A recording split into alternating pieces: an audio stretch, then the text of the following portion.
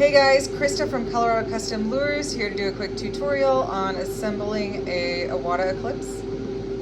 So this is the gold standard probably in detail airbrushes, one of the best on the market, and this has been through thousands and thousands of paint sessions, maybe not thousands, but a lot. And I've got it as clean as I could get it. It was really rough before I started, so this is broken down as much as I can do it myself without sending it off. So I'm replacing the O-ring first on the head. These are part number 6051, and this is the same O-ring that you would put on the handle. So if you want to replace either of those, they do get kind of broken down over time from just being dried out from the air, or also it helps if you take these off when you're cleaning it to keep it from drying out, so you're not getting any cleaning materials on it.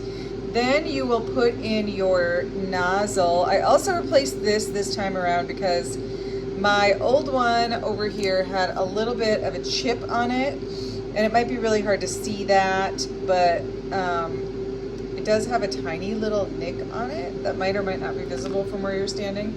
And the part number for that is 6041, and there is also a 0.3 some people prefer.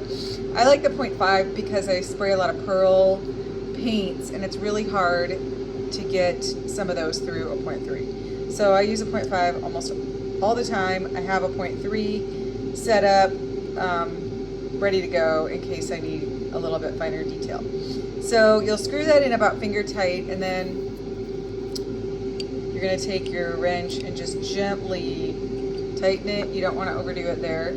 Okay, and then next you're going to grab your cap for the nozzle, screw that on. Now if you want to, you can take this piece off and paint that way. I don't like to do that because I'll just go through a lot of needles, and I don't really mind this being here, so I still use this. A lot of painters don't, I know. Okay, next you're gonna go to the center and you're gonna put on the trigger. Now, if your trigger is sticky, you can use a little bit of the Iwata lube, just a tiny little drop on there. I already have used it. I already put it on there, so I don't need to. I'm gonna drop this in real quick. It's kind of tricky. You have to get it centered straight down. See, it can get a little bit difficult to center it.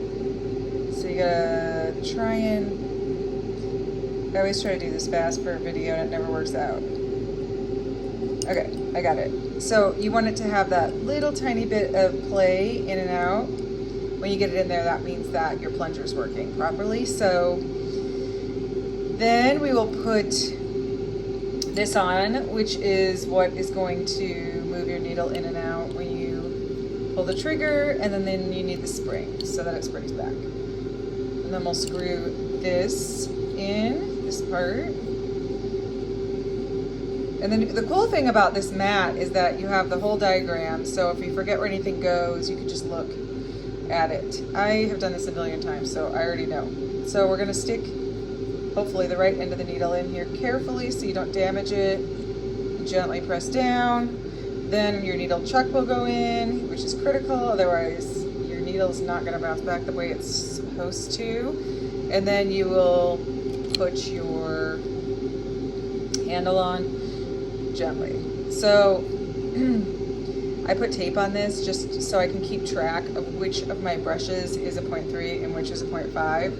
Otherwise I would get them mixed up all the time. When I take them apart, I would have a hard time putting them back together right, because you have to look really close to be able to tell which needles and nozzles go together. So this is just a quick disconnect.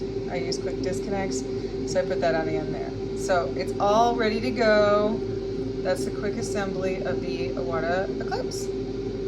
Have a great day, guys.